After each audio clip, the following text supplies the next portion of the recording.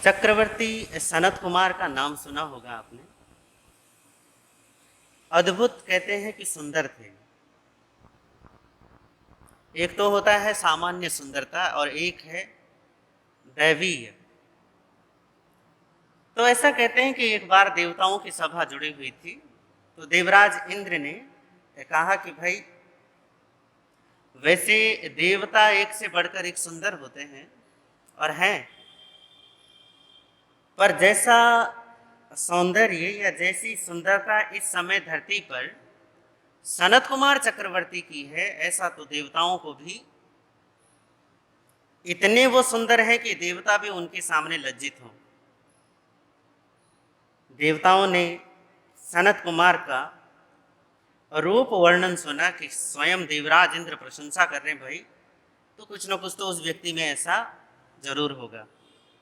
खैर, वहां पर दो देवता बैठे थे। उन्होंने कहा, मन में सोचा, उन्होंने एक दूसरे से बात की और कहा, यार देवराज इंद्र अगर कह रहे हैं तो एक बार देख कर आते हैं सनत कुमार को कि क्या सच में सनत कुमार इतना सुंदर है, क्या इतना अधिक, क्या उसकी शारीरिक शोभा ऐसी है कि देवताओं को भी उसकी प्रशंसा करनी पड़े। खैर, दोनों देवता ब्राह्मण का रूप रख के हस्तिनापुर आते हैं और जहाँ सनत कुमार का महल होता है वहाँ पहुँच जाते हैं। सुबह सुबह का समय था उस समय, और ये जो समय था ये था सनत कुमार के नहाने धोने का समय, स्नान का वक्त था। और सनत कुमार कहाँ है? अपने स्नान घर में, और उबटन लगाया हुआ पूरी देह पे और नहाने की तैयारी कर रहे हैं। अब वो दोनों आए ब्राह्मण के रूप में, वो दोनों देवता ब्राह्मण का रूप रख के आए। तो द्वारपाल ने कहा कि जी आप अभी मिल नहीं सकते, राजा से मिल नहीं सकते, क्योंकि वो अभी क्या कर रहे हैं, अभी स्नान घर में हैं। पर वो दोनों अड़ गए, करे नहीं, हमें तो अभी देखना है, और क्योंकि हम बड़ी दूर से आए हैं और सनत कुमार के बारे में हमने सुना कि वो बड़े सुंदर हैं, तो मुझे तो अभी, हमें तो क्या करना है, अभी देखना है, चाहे आप कुछ भी करो। और द्वारपाल अड़ गया, वो जोर जोर से चिल्लाने लगा ब्राह्मणों पे, यार थोड़ी देर के लिए रुको, मैं यूँ थोड़ी ना बाथरूम में थोड़ी ना जाऊंगा, उनके स्नान घर में थोड़ी ना जाऊंगा कहने के लिए कि राजन आपको देखने के लिए कोई आया है। भाई थोड़ा सोचो तो सही। पर वो देवता अड़ गए, करने लगे, क्योंकि देवताओं को ये था कि भैया अगर देखना है तो आदमी नहाते समय लगभग पूरा नग्न ही होता है, तो चलो जो भी उसने छोटे मोटे कपड़े पहन रखे होंगे उसको छोड़ के पूरा शरीर क्या होगा, पूरा शरीर दिखेगा। तो वो दोनों अड़ गए, करे नहीं हमें तो अभी देखना है। तो वो हल्ला सा मच गया वहां पे, द्वारपाल उन पे चिल्लाता है कि नहीं अभी नहीं मिल सकते, और वो दोनों कहते कि नहीं हमें अभी मिलना है। ये आवाज़ थोड़ी बहुत अंदर तक पहुंच गई, सनत कुमार तक। तो सनत कुमार ने अपने किसी से पूछने, जो भी वहां पे थे, कहा करे भाई ये क्यों इतना जोर जोर से हल्ला क्यों मच रहे हैं। पता किया तो कहा करे जी दो ब्राह्मण देवता आपको देखना चाहते हैं, उनकी जिद है कि वो आपको इसी हालात में देखेंगे, क्योंकि वो बड़ी दूर से आपको देखने के लिए आए हैं। ओ, सनत कुमार ने जैसे सुना कि मुझे देखने के लिए इतनी दूर से आए हैं, मुझे देखने के लिए आए हैं, ये उनको थोड़ा क्या हो गया, एक होता ही है भाई, प्रशंसा हो जाए किसी की तो बुरा किसको लगता है। और फिर इतनी दूर से अगर सनत कुमार को देखने आए तो वो बड़ी उसको गुदगुदी सी हुई कि अच्छा मुझे देखने के लिए आए हैं, करे जी, और उनकी जिद है कि वो आपको ऐसे ही देखना चाहते हैं। तो क्या करे, ठीक है ले आओ।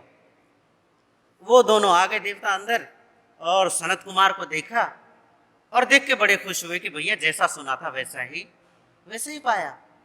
और बड़े खुश, कहने लगे तो कमाल हो गया, हमने जैसा आपके बारे में सुना था वैसे ही मिला। तो सनत कुमार के मन में फिर से अहंकार ने जन्म ले लिया और कहने लगे अभी तो आपने देखा क्या है, अभी तो मैं नहाया भी नहीं हूँ, अभी तो मैंने उपटन लगाया हुआ और मैं बिल्कुल बेढंगा आपके सामने खड़ा हूँ। पर हाँ, जब मैं अपने वस्त्र आभूषण पहनकर जब राज दरबार में बैठूंगा तब देखना आप मुझे। कह रहे चलो ठीक है, थोड़ी देर की बात है, इसका भी प्रतीक्षा कर लेते हैं, तब भी देख लेंगे आपको। हमें तो आपको देखना था, वैसे देख लिया है, पर थोड़ी देर में फिर देखेंगे। और सनत कुमार चक्रवर्ती नहाते हैं, पूरे अपने जो भी कपड़े थे उन्होंने वस्त्र आभूषण धारण किए, समय आने पर राज दरबार में गए और जाकर सिंहासन पर बैठ गए। और भाई वही मन में थी ना, कुलबुलाहट चली रही थी कि आज तो मुझे देखने आए भैया बड़ी दूर से, और वो भी सिर्फ ये देखने के लिए सनत कुमार कितने सुंदर हैं। तो राज दरबार में बैठे सिंहासन पे और बोले, अरे भैया वो दो ब्राह्मण देवता आए थे, बताओ उन्हें कि हम दरबार में आ गए हैं और आकर हमें क्या कर लें, देख लें।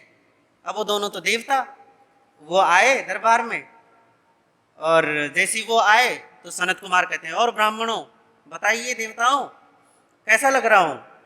तो वो दोनों हंसे और कहने लगे कि है तो अभी भी थोड़े सुंदर हो, पर पहले वाली बात नहीं रही। क्या बोले, जैसे आप अभी थोड़ी देर पहले थे ना वैसे अब नहीं हो। तो देवताओं ने देखा कि ये परिवर्तन इतनी जल्दी तो नहीं हो सकता, ये हुआ क्या है, क्योंकि इन्हें तो और अच्छा लगना चाहिए था। तो उनको तो अवधि ज्ञान था ही। तो उन्होंने जब ज्ञान में देखा कि अरे इनकी देह तो एकदम से किससे घिर गई है, ये तो रोग से घिर गए हैं। तो क्या करे जी, आप ना रोगी हो गए हो। सनत कुमार कहते दिमाग खराब है तुम्हारा, मैं स्वस्थ बैठा हूं और तुम कहते हो मैं रोगी हो गया। भैया जिसको अगले ही पल हार्ट अटैक आने वाला हो तो वो कोई समाचार देकर थोड़ी ना आता कि भैया मैं आने वाला हूं। समझ रहे हो ना। तो भैया अगर कई बार तो रोग इतनी तीव्रता से होता है कि आदमी को यकीन ही नहीं होता यार कि 5 मिनट पहले तो मैं ठीक था, एकदम से क्या हो गया। तो वो कहने लगे कि अरे ठीक है, नहाते समय आप ज्यादा सुंदर थे, अब गड़बड़ी हो गई है, आप रोगी हो गए हो। सनत कुमार कहते हैं यार मैं और रोगी हो गया, कह हाँ थूक कर देख लीजिए आपको पता चल जाएगा। तो उन्होंने जैसी करके थूका तो कहते हैं कि वहां पे थोड़ी देर में उनके थूक में ही कृमियां पैदा होने लगी। ये रोग की इतनी तीव्रता थी। जब ये देखा और थोड़ी देर में पूरा शरीर किससे घिर गया, बीमारियों से।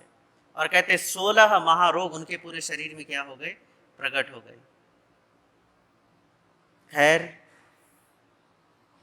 इस कथा का अगला चरण जो होता है फिर वो साधु बन जाते हैं, 700 वर्षों तक संयम का पालन करते हैं और उसी रोगी शरीर से संयम का पालन करते हैं और अंत में मुक्त भी हो गए।